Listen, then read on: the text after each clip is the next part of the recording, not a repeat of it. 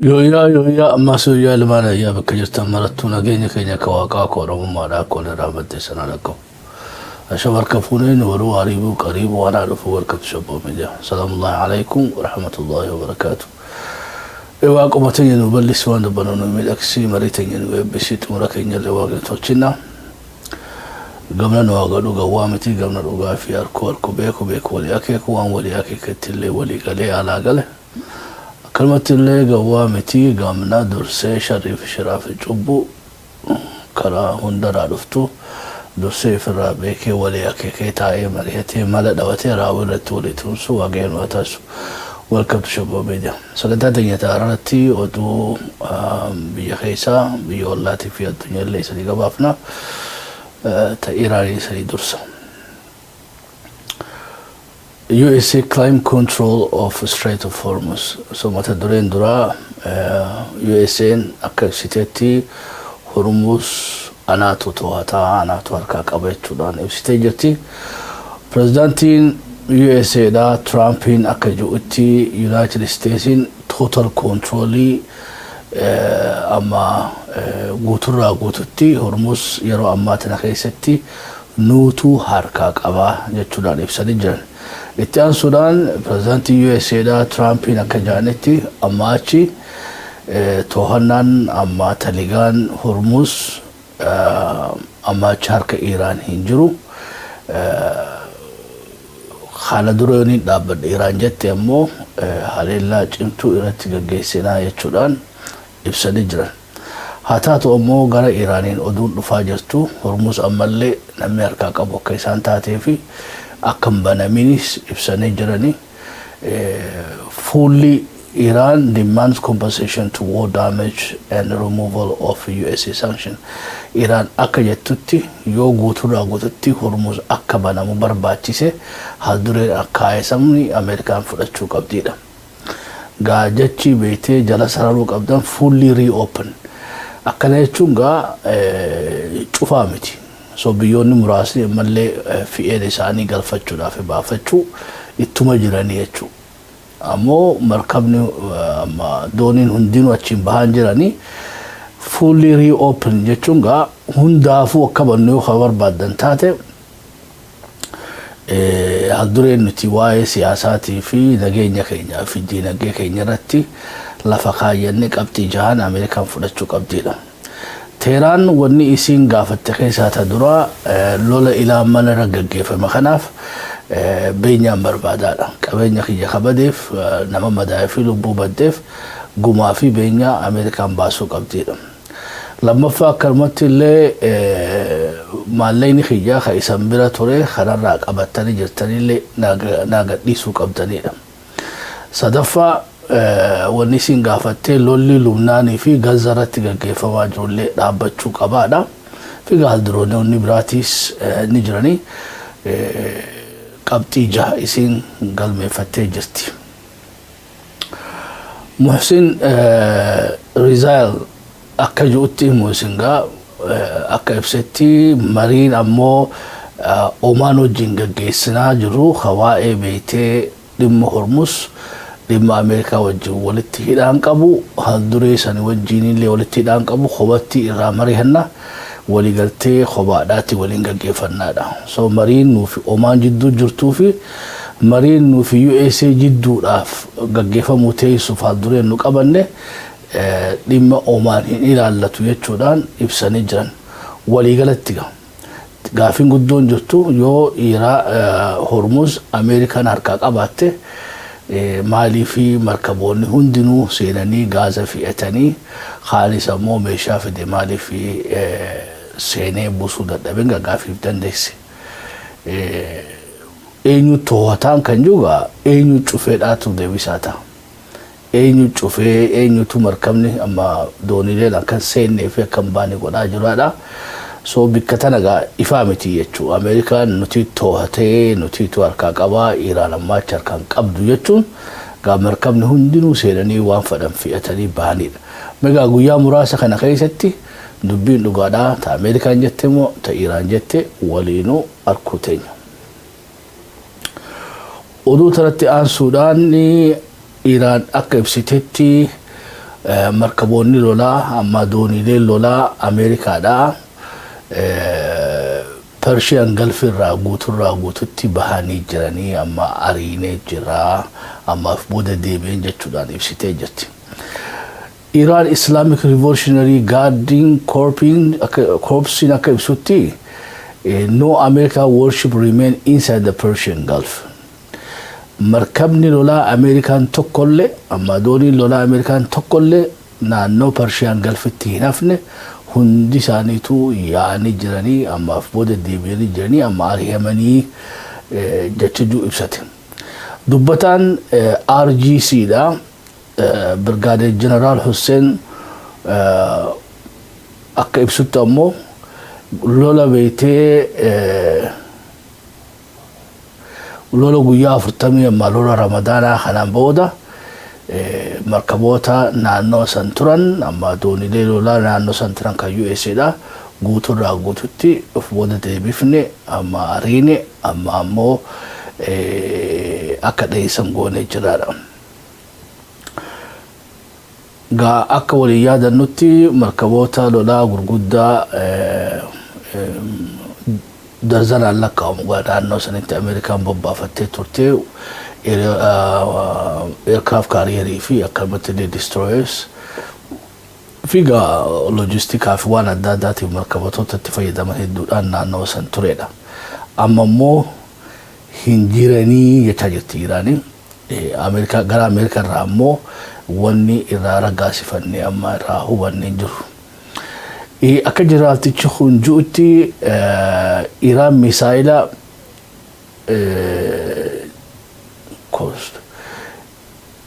jiraaltichi hun akka ibsutti dandeettii teenya Ameerikaan taraa duraatiif hubattee akka markaboota isii halallee dhidhimsuu dandeenyu haleellee dhahuu dandeenyu arkuudhaan gatii beeytee markaboota isiidhaa san laaltee amma ammoo blookeedii nurratti qoqqobbii keessisan markabaan daandii keenya cufuusan humna diinagdeedhaatii fi akkanumatti illee dandeettii waraanaatiin itti fufuu hin dandeenye jechuudhaan gaa dabalataan oduu kana ibsanii jiranii. Riipoortiin kun ammallee gabaasaan tun akka ibsitutti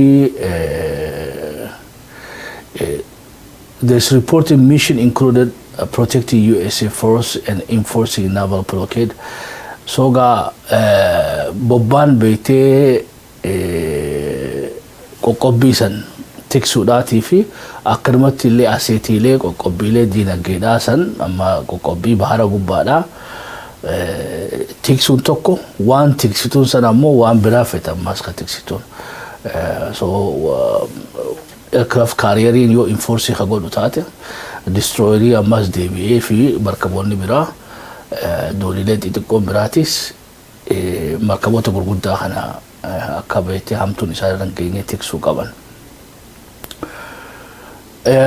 Soga RGC waliigalatti wanni inni ibsaa jiru markaboonni amma dooniileen Ameerikaadhaa naannawa beektee Persian Gulfiidhaa hin jiranii. Xinxaloonni gariigaa dubbii kana hoggaa keessa xinxalanii ibsanitti markaboonni Ameerikaadhaa halolaa naannoo Persian Gulfii hin jiran jechuun guutumarraa guututti Middle East irraa markaboonni lolaa Ameerikaa deeman jechuu mitiidha. Afaan biraatiin gaa markaboonni kun maybe Hormuz irraa xiqqoo fagaachuun isaanii mala bahara Omaan irraa xiqqisoo gaffagaatanii ammoo naannoo wasan jiranidha. Ammoo distaansiin kalee itti dhiyaachuu sanirraa xiqqoof booda deemuun isaanii mala malee markaboonni Ameerikaadhaa kan naannoo bishaanii san jiran amma naannoo Hormuz jiran guuturraa guututti Persian Gulfii dhiisanii gara mooraa isaaniitti deebi'een jechuu mitiidha jechuudhaan gaa oduun biraatis ibsitee jirti. Waliigalatti gaa akka Iraan ibsite sanitti gaa gara Ameerikaa irraa illee ibsa argachuu baannu atiin dubbiin dhugaadhaa markaboonni Ameerikaadhaa ni jiranii ammoo itti dhiheenyaanii miti yoo jennee keenya dhugarraa fagoon taatu. Oduun biraa gaa Iraan yeroo ammaa tana keessatti tooftaa waraanaa addaati uummataa jirti amma haaree uummataa jirti. Iran adopts a more offensive military doctrine. Ga Toftown lola amma doctrination warana wal dhabaa offensive jira, defensive jira, deterrence jira. في خباز قاعد تدودن دي سنة at least سادين كون أمو doctrination military خيساتي والني سادين كون إفو منفقات خدرا خاني defensive جنوني يو تقال فراد وقت قالوا في initiating قوتو يولو لا initiate سنة قولان فراد وقت إلماتو deterrence رايو خاني deterrence يتشو military doctrine ilmaatu dhufanii akka yaaliin gooni firraa goota jechuudha. Humna gahaa qabdu garsiiftee akka toora kee hin baane firraa goota.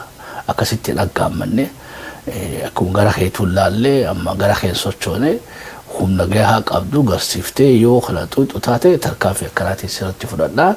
Qophiin gaa militarii doctrinationii akkanaatis ni jiraadha. Amma fakkiidhaaf Chaayinaan irra guddaa deterrence san irratti hundootee jirti. Meebiif gaa fuuldura gara fi defensive keessaa qabdi gara offensive itti illee dabruun isaanii ni mala.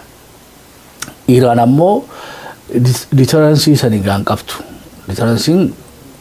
Deterrence irraa guddoon tokko nuclear.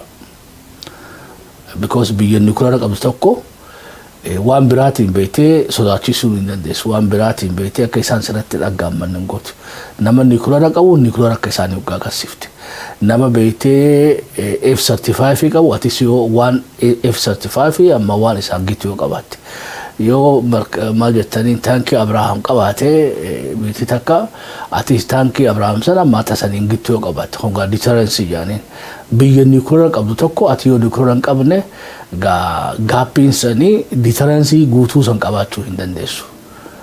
Maybe some areaalee birarratti misaayilaa fi droonii fi waan adda addaa proxy dabalatee itti fayyadamuu dandeessa. Ammoo dhibbarraa dhibbatti biiti takka akkasiin kajeellee akka gara keenya sossoonee barbaadde doctrinationii deterrenceedha, tit for tatidha. Waan qabdu saniin walqixa amma caaltee argamuudha. Ga sektara militarii kamiinuu yoo xiqqisho irraa gattaate biiti san olaantummaa sirratti ni qabdidha. Hayyega RGC advisory Muhammad Reza Naqdi akka jirutti Muhammad Reza akka jirutti doctrination keenya deterrence hin jenne defensive strategy irraa gara beete offensive doctrination military doctrination tarkaanfannee jiraadha. Amma doctrine tarkaanfannee jiraadha. Wani ga deterrence maqaan kaafnee fi already lola keessa jiranidha. Lolli ilaa amma beete dhiyootana qofa gaa Jordan irratti Iran haleelte malee sandura hunda deebisuma kan nuti turte. So gaa doctrination military American offensive irra jirti, Iran ammoo defensive irra jirti. Ga lolli guyyaa 40 illee bifa kana qabaachaa ture. Guyyaa 10 khadabrellee guyyaa 13 kanallee so ga wali deddeebii isaanii kana hundatti taraa duraatiif Iran inishee goote malee kaan hundaa'u Ameerikumaa fi Israa'eliitu inishee godhaa ture. So gara kanarraa bahuudhaaf gara offensiifiidha jechuun gaa hin eeggannudha. Yoo humni wanni beektee nu yaachisaa jiraate wanni sodaachisaa jiraate nutuu fi fuul directly haleeluu dandeenyaadha. So yoo nu dhowtan qofa deebisaa sanii kanneenarraa gara yoo barbaachifte isanii dhowunattu tarkaanfachuudhaa fi deemnaa jaagaa senior advisory I gorsaan ol'aanaan IRGCdha.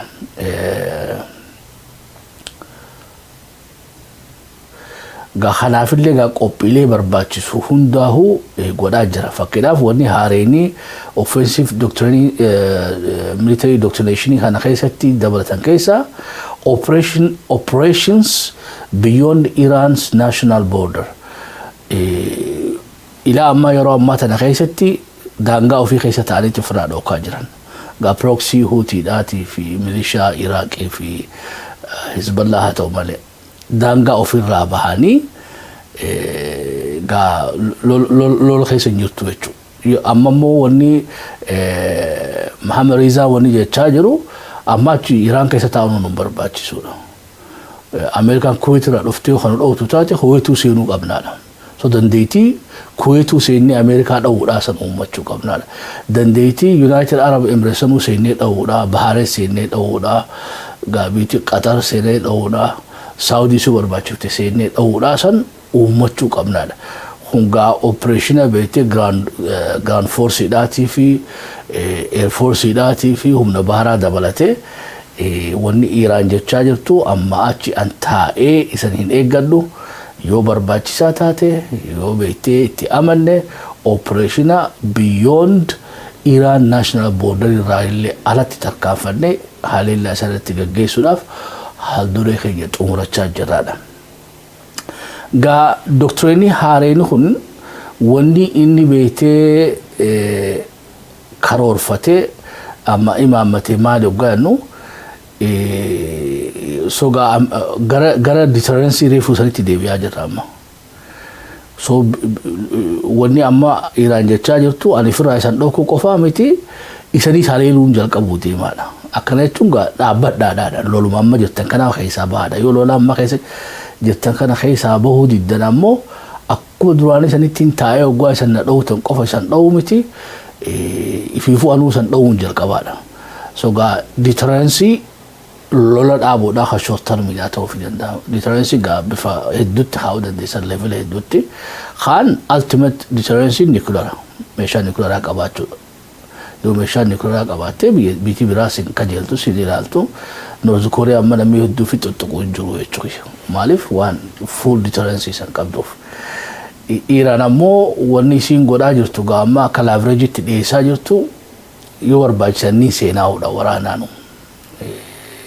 Duraan beektee hogguma na dhowutan qofaan beezii Ameerikaa dhawaa maybe ammachi beezummaan saruu dhawuun nan barbaachiftu seeniituun qabadhaadha Kuwaitii fi United Arab Emirates fi Bahrain fi biyyootuma akkanatti beektee Ameerikaa keessummachiisan kana hundaa'u yoo barbaachise weerareetuun qabadhaa keessa Ameerikaa guusee akka lammada beektee Ameerikaan achirraa haatee natti hin duulleen godhuu danda'aadha. This approach represents amma wanni biraatti khalafa kaayatan Iran plans to combine conventional military power with diplomacy and economic pressure. So lola dameelee adda addaadhaatti uumaa jirti tokko gahaa humna waraanaa hamma ibsine lammaffaa diplomaasii negotiation keessatti illee godhaa jiranii hanga economic pressure gaa Hormuz cufuudhaan dinagdee addunyaa irratti dhiibbaa uumtee akka leverage fayyadamuu dandeessi. Kana qofa miti wanni biraa wanni isaan jaammaali social influence information operations and media campaigning ammas will be also part of the strategy. Ga lola drone da khamisaida agarre khadroni agarre figa wanni sin jecha kun qofti gahamiti da qofti gahamiti lola warana la falletti da air force le khambete bahar le da khana qofa miti media campaigning media training tiye fadala information warfare media campaigns amaduli media dati fi erula chuda tarsimo warana makhayyenen achikeesatti beete idamada wali galatiga odun garasida rafta kanu ibsitutti wani sinjettu the approach represents a hybrid warfare doctrine involve military non-military instruments operating together wali galati wani beete Iran ma qopheeffataa jirtu waan waraanaa fi waan waraanan teenis lamaanuu qindoominaan hybrid jechuun maka sistema beete makaadha qopheeffattee gaalola kanaaf ta'aa jirtidha.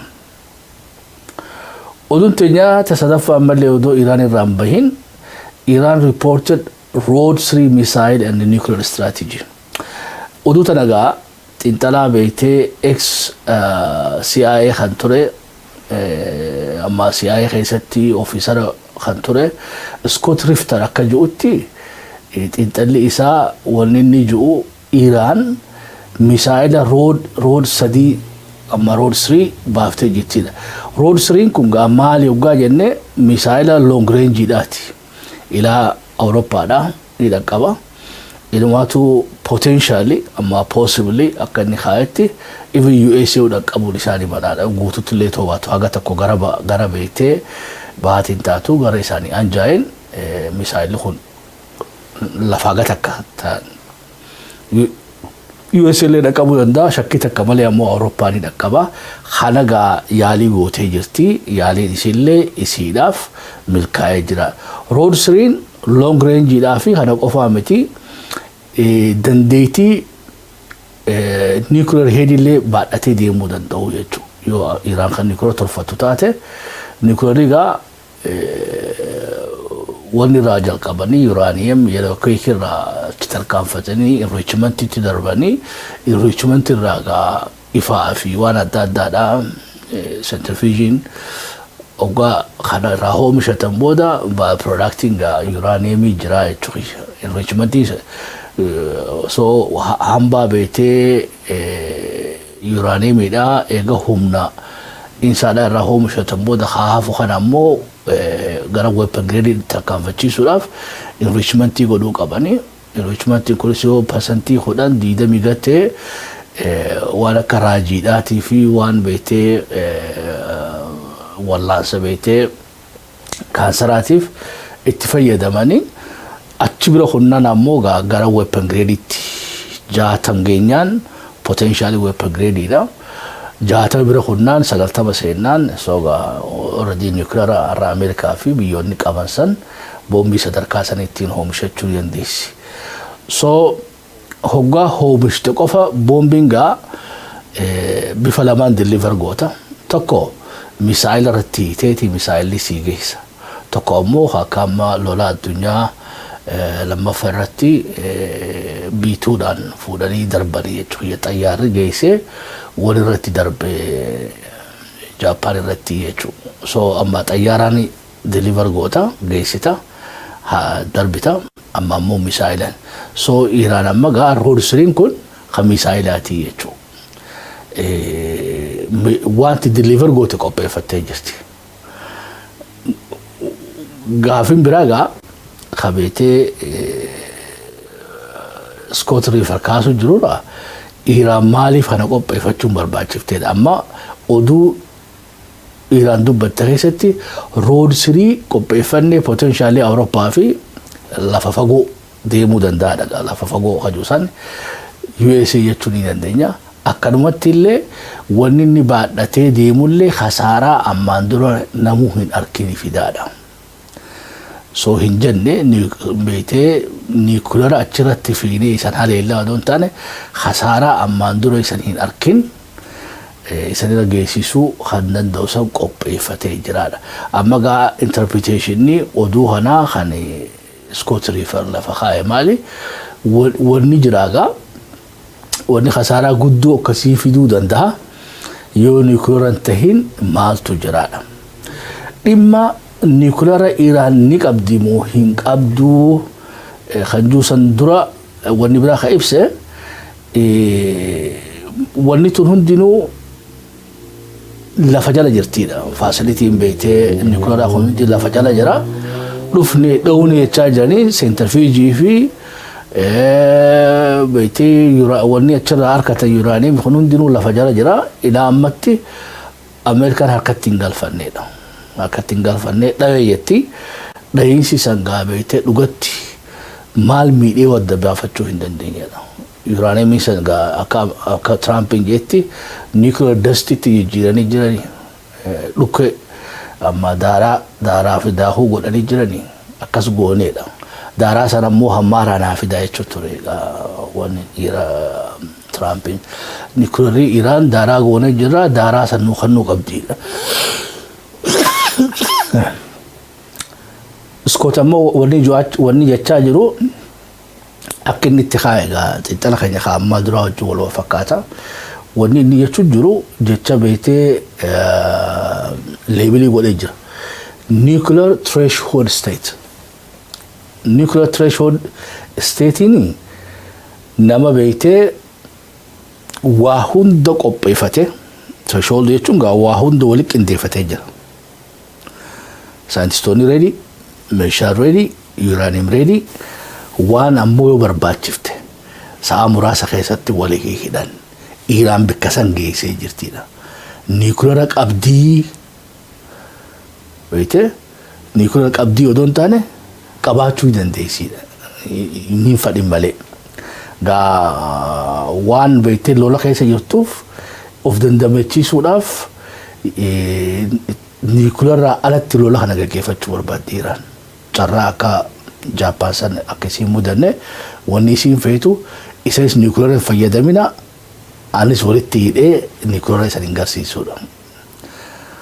Ammoo waan nuclear alatti waan hin qabu san irratti fayyadamaadha. So beete gaa afaan biraatiin tapha kana beete waliif ibsanidha. Yoo isan nuclear beete fayyadamuu baattan anillee kaniin bira taa'u jiru kana walitti hidhuudha.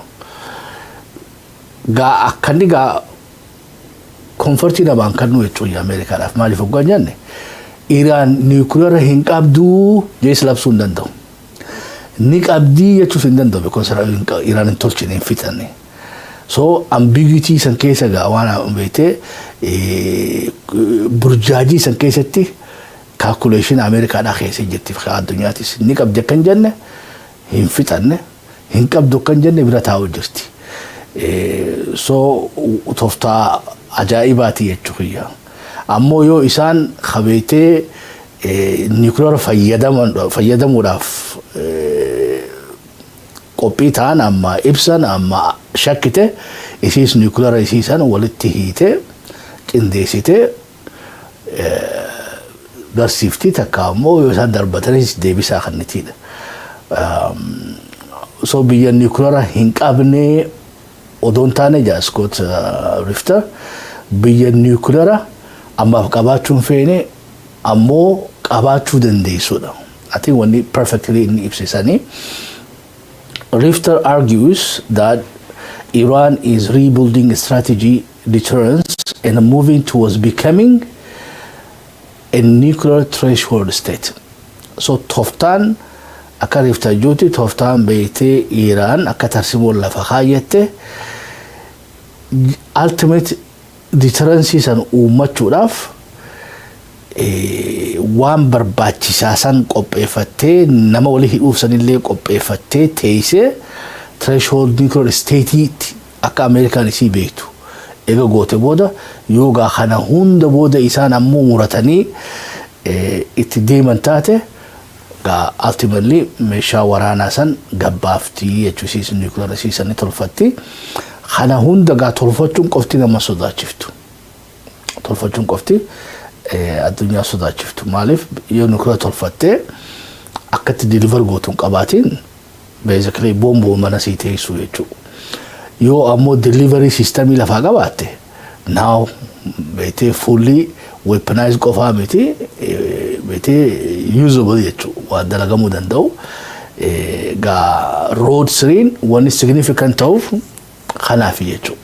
One road significant ta'uuf kana gaa road screen nuclear qofa baadhata no yoo nuclear alas payloadii beekte warheadii irra heavy taate achirratti hidhatanii itti fayyadamuu danda'an lafa fagoodhaan illee tumuu danda'an jechuudha.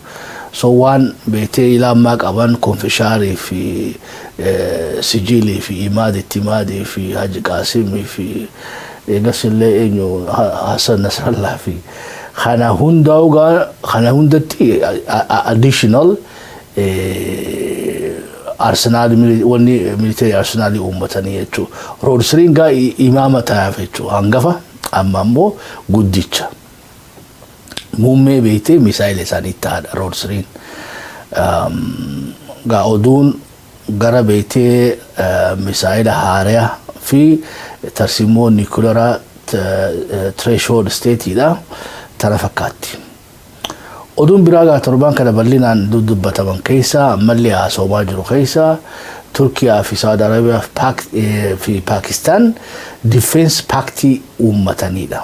Jarri sadeen kun gurmuudha jaaratanii gabaasaan akka ibsitutti Turkii, Saudi Arabiyaa fi Pakistan waliigaltee signed a mutual defense agreement at Al Safa Palace in Mecca. Sanuu Mecca keessa godhatan. ولي قالت هنا مقالة مومي ريادي خلون دي سيمبوليزمي ده معرف تركيز بي إسلاماتي باكستان بي إسلاماتي سعودي عربية لا تشتيسان كان خير سوما شفت مالف قاسوچين تون هندينو برباچي سي امتا لما درو مالي في بيته باكستان هاغانا كبجده مالف هاغانا بيته تركي سعودي كبجنه قالنا بيتي عربا ميليتري دوكتريني ساني ديفنسيف امبريلا امريكا جلا جران امريكا تو اغوبر بيتي امريكا جلا جران امريكا نورا دوكادا سو لولي ايرا ونما ومخيسا agobar sanitu urate agobar sanitu beete maqam bade agobar sanitu huji isa khadran sila dalagu qabusan hundaw dalagu dandain khanaf ga alternative barbadachun dirqamati taati oduba lollu khundemu ga haye yo fi humnan qabnu kharan tokkuchan ga asinis israeli fi rasu datani asinis iran fi rasu datani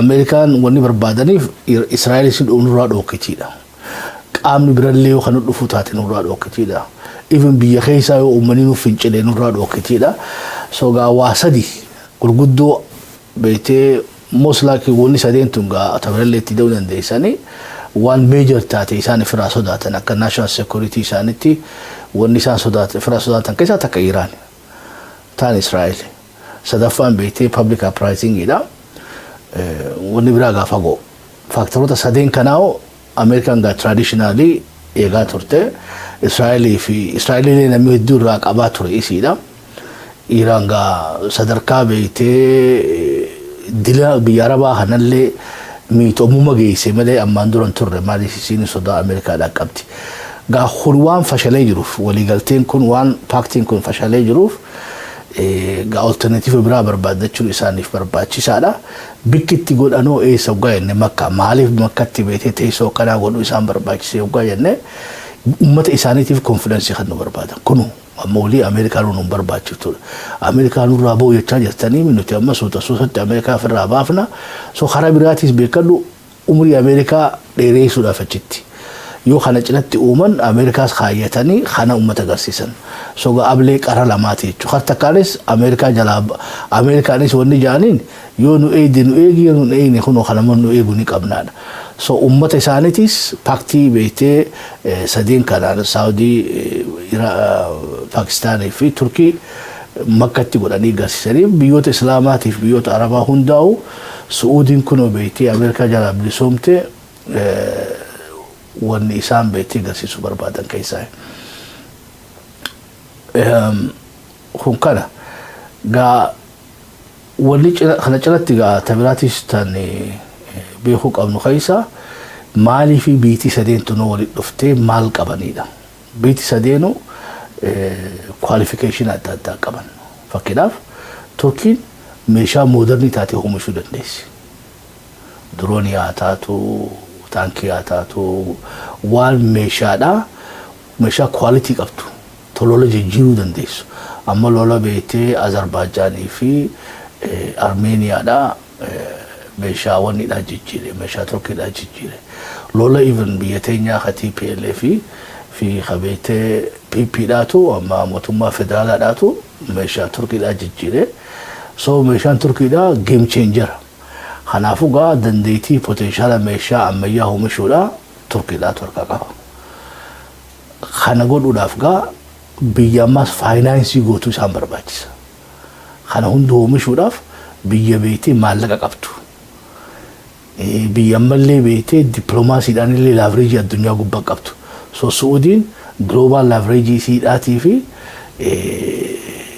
مالكا قبتي دفتي غا أديمس خناما سكيو قدوداف full deterrence ريفو إبسينيسان أينو قبا باكستاني نيوكلير قبا سو غا هم نسدي يقول تودي وجدتو دندانتاته almost Islamic NATO يتوني الدنيا يتوخيها وان تفتا مومتي يوغا أكا ولي ملتي سنين وجيرو أولتشني خطفو فانتاته هو مشو تركين مشا تكنولوجيا دا والقداسين هو مشو دنديسي سعودين باسي بافتي Pakistan ammoo agoobara nuclear isaanii kanniti jechuudha. Gaa turis waan haasawame waliigalatti gaa Turkiin asinis NATO wajjin miseensa NATOdhaa taate asittis beekte miseensa NATO Islaama waggaa taate Turkiin isiifuu biyya bakka lamaan ta'uu dandeessi. Amma bakka lamaan irraa tokko filachuu qabdi.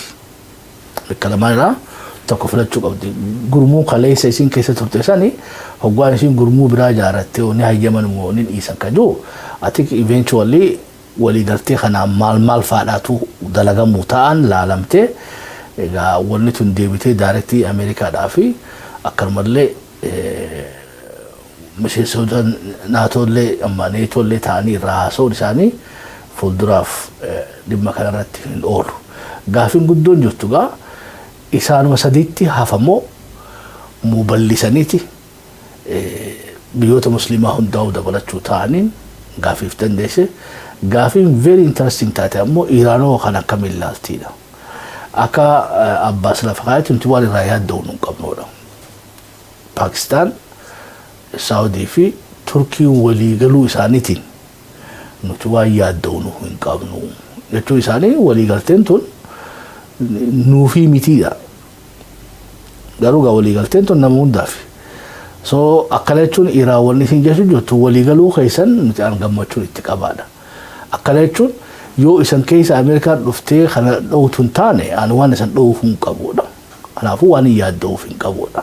Sababaan naaf isatti wali buune ammoo isanirraa isan biraa qilleensa keessan fayyadamee lafa keessanii fi bahara keessan fayyadamee Ameerikaan haleellaan irratti gaggeessaa jirti. Yoo isan Ameerikaarraa beektee tanaaf deebisaa qabaattan ani waliigaltee tanarraa rakkoon qabu meeseejii beektee Iraan kannite. Wanni guddoon eegamaa ture Iraan beektee akkamitti waliigaltee kana laaltii waliigaltee kana ni abaarti moo dura dhaabbatti moo kana eegaa turanii Ameerikaa Iraan ammoo bilchinumaan deebisaa kannite gaanii laalla jechuudha. Maybe gaa xiqqoo booda ammas gara beektee rakkoon qaburraa anuu hirmaachuun fudhattu illee deemuu dandeessi jechuudha. Yoo gaa Iraan kaachi keessatti dabalamtu taate hungaa globaalii waan guddaadha. Even kana qofaa miti. Even Chaayinaanuu waamicha godhaa turte torbaan kana keessa biyyoonni musliimaa waliigallee nagee keenya waliin tiifachuu qabnaadha.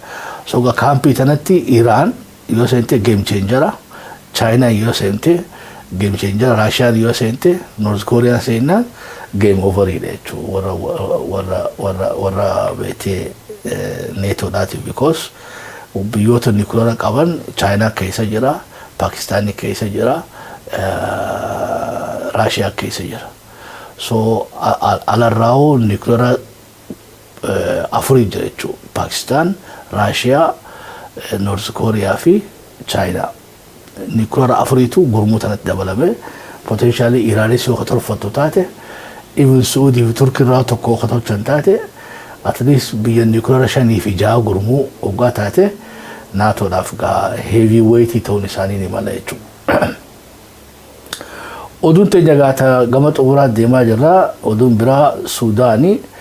Suudaan yeroo ammaa tana keessatti sababa lolaatiin gaa jireenya hedduu qaqqaalee qaalessa jireenyaa keessatti gaa bikki irraa jalqabu gudguu gaazaa beekadha. Infleeshinii gaazuma irraa jalqaba guddaa. Inni tuqamnaan wanni biraa hundinuu beektee wal xuxuuxii jechuudha. Several Sudan state announces reduction in petroleum and cooking gas price. Khaleessa labsanii jechuudha. Khaleessa amma arrachuu dandeenya akka lakkoofsa keessanitti Sudan godinoonni Sudan amma isteetonni Sudan hedduun isaanii gaaza ifirraa beektee gabbuusaa jiran. Sudan energy crisis have worsened. Eega lolli kun dhufe hedduu gaazni kun beektee itti qaala'uudhaan uummanni hedduu rakkoo keessa seenanii turanii. Isteetonni adda addaa hundinuu sadarkaa beektee bika gaazatti dhiyaatutti gatii gabbuusaa jira. Amma fakkiidhaaf Kaartuum keessatti Qurxuum keessatti gaazni kiiloo 12 siliindarii kiiloo 12.5 baadhatu paawundii 1,104 irraa gara beetee paawundii 85,000 gabbu'ee jira. Akkanumatti illee Red Sea States silindarri duraan kiiloo 12.5 dha. 1,105 paawundii ture gara 70,000 ilaa haga 75,000 gabbu'ee jira. River Nile State ammoo dhibbarraa 104 irraa paawundii Suudaan gara paawundii 80 gabbu'ee akkasitti gabbuusanii diiziliin illee paawundii 750 gabbu'ee jechuudha. Waliigalatti mootummaan Suudaan kana karoorfatte kunis wanni jireenya qaaleensaa Suudaan keessa sababa lolaatiin dhufe kana to'achuudhaafi jechuudha. Oduun xiyyeeffamaayii tawaa'ee biyyaati. Oduu biyyaa keessaa yeroo dabre akka yaadannutti shararii irratti lolaa ture. Lola san irratti durooniin fayyadamuudhaan gareen lachuutu lola san wal agartee jirti. Gareen duraa mootummaan federaalaa olaantummaa gara dirooniidhaati fi gara qilleensaatiin isaan ammoo trench warfareedhaan beetee olaantummaa illee mirkaneessan jechuu baadhu ammoo firraa dhookuu danda'anii jiran garasiin irra wayyaa tura warri TPLFidha. Gara lafaatiin ofirraa ittisuu danda'anii gara qilleensaatiin ammoo mootummaan federaalaa olaantummaa isaanii mirkaneessanii jiranii. Wanni tun ammaas gara dhiha Tigraay irraa gara bahaatti illee babal'attee jirti. Gabaasan akka achirraa dhufteetti mootummaan ammallee diroonii gara beetee naannoo raayyaatti fayyadamuudhaan marwaa araddaa marwaa jaanitti fi Alamaataatti diroonii fayyadamuudhaan waraana mootummaa naannoo Tigraay irraa nama 3 ajjeesuudhaan nama 7 madeessee gabaasaa jettu dhufaa jirti. So mootummaan federaalaa olaantummaa isaa dirooniidhaa fi xayyaara fayyadamee keessaa diroonii jiha lamaaniinuu agarsiisaa jira. Lolli kun gara dhihaatiin haga ammaa agarreessanii shararaniina gara beetee Alamaataadha. Maaliif Shiraaroo fi Addigiraatoo hoggaa jettan irraa fagoo mootummaa federaalaa waraana achirraan qabu. Tarkaanfii Shiraaroo fi Addigiraatiif Zaalambassaa amma baay'adametti mootummaa naannoo Tigraay wajjin godhuudhaaf beeziktii seenee kiiloomeetira 100 ol deemuu qaba. Lafti mootummaan itti wal loluu danda'an takka ta'uma wanniidhaati ta'uma Alamaaxaa tana. Taanis Saqooxaati. Taanis Maayitsibirii gara Gondariin taan ammoo Sharariinaa fi Humaraa Walqaayitii mogga kanaan wal loluu danda'an malee walakkaa san keessa seenee mootummaan haleellaa isa dirooniidhaan ni danda'a. Waraana lafaatiin ammoo mogguma tanarraa gara kibbaa dhihaatiin gara lixaatiin gara kibbaa bahaatii fi walakkaa tanaan illee gara Soqoxaatii fi Agawiin isaanitti itti qaceeluu danda'adha. Waliigalatti mootummaan federaalaa fi mootummaan naannoo Tigraayis lola kana gaanamuu taa'eeti herraga dhaawachaa jira. Bakka tamitti laafannee bakka tamitti jabaannee jaree lachuutu wal gamaa jiranii taphni itti aanugaa amma lolli itti aanu kanarra irra oowwaa fi irra morbeetii daameejiin akka ta'u ifa. Laata mootummaan federaalaa haa ta'u hanqina beetee gama waraana isii khalafaa kana daranuu cinfattee mishigii jara kanaa cabsuu dandeessii gaafiif dandeesse warri TPLF diroonii mootummaa federaalaa kana haleellaa hamtuu isaarra gaggeessa kana deebisaatti qabaniidha. قادروني مورا شرعينا ورانا هدولي راميتي جرتي قبينيا ميشا كيجيب إساني اللي هدولي راميتي خلال راقا خبصتاني جباتاني إسانو مرساتيانو رافا قمتك قبي قولو دنداني دا تصدفاتي في تمايم الدنيا نولو لخانة تليفتي because جري لمانو ولي قرتين بريتوريا لا تسان جدو جرا ولي قرتين بريتوريا لا أمريكا يوفيتك كونسيكونسي أمونو مدنديسي لولو كن مخدرة جل كبسان diplomatically even هيراني اللي قتي قد خفلو جندا مدبي ساني قرأ مالف بريتوريان African Union إيراني African Union أمو mandate UN رافض أتجرا USA في European Union اللي سان برد أبتاني غا نمني بيتي چوبود الله رخنا جل كابه خسارة بيتي دبلوماسي دا غرغد داراتو إسان دقاودن دا چو خسارة دبلوماسي دا غرغد داراتو نما سان دقاوا قاما غا الله رخنا خاص اللي يو برباد شفته فلدرتي غربيتي international war crime اللي دبين ديمتي قام نسان اللي سيراف ياتشو نساني ملالا I think ودوتين يا تارا يو أسرت أمر اللي همين ينقبدو ولي قلت تيغا متدور اللي ساني ردي بيولاف USA هرموز أنا تواتي جتشاجرتي إيراني اللي لقياتي بيتي أنا تواتي جتشاجرتي إينيو تو هرموز هركاك أبا رغانغا يو أمريكان هركاك أبا بنتين ورسيسو يو أمريكان غا بنتي مركبني دلدلا سيني نجيان بهون دندن يتاتي دبين غا إيران وماتو هرموز هركاك أبا ودون بلا مركبوني لولا إيران USA دا Persian Gulf راغوتو تي بحاني جراني إيران جتايتي أمريكان أمو ديبسان كنيني خناس غافا ديبسا غرا أمريكان رار كنيني لغتي أكجانيتي مركبوني خون Persian Gulf رابا همو راغوتو تو غرا موراساني ديبين كجو قرانيتي سرين تجان إيران ترسيمو ورانا gara defensive ra gara offensive military doctrine tichahu isida gorsan ol anam beite RGC da Muhammad Riza naqdir ifsajra ga qanas game lolota amasti mukhana khaysati offensive military doctrine Iran himu jirtu khoni ga beite danga Iran ra alatti lolo bobbafachu أكرمت لي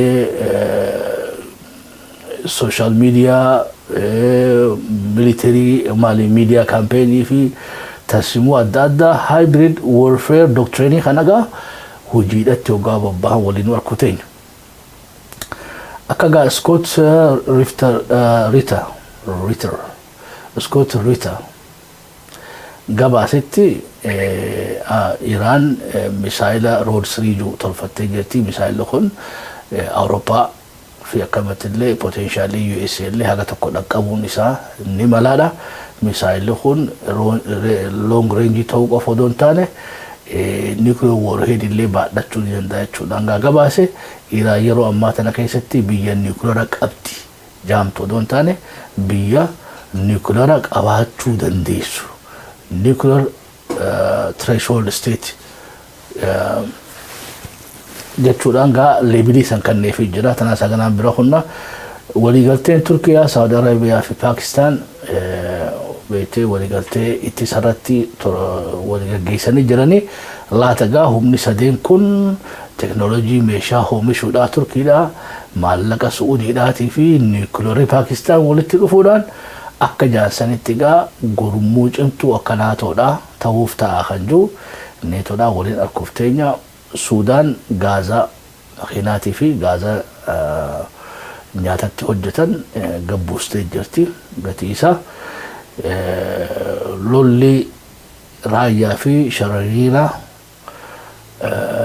gaggeeffame qaamni lachuudhaaf taa'aniif gamaggamu jiranidha. Ilmaan ayyaa sagantaa teenya taaraa asirratti haa xumurannu bakka irratti itti guutaa bakka dogoggoreessan sirreessaa haga qophii tana fakkaattu waliin dachaanutti gaa naga waaqa keessa nu tiraasanii jenna waliigalatti yeroo waa isin gabaafnu oduuleen teenya turi ragaa isin ibsaati deemaa jirra malee ejjennoo amma miidiyaa kana amma nama dhuunfaadhaan gaasiiftu jechuudha.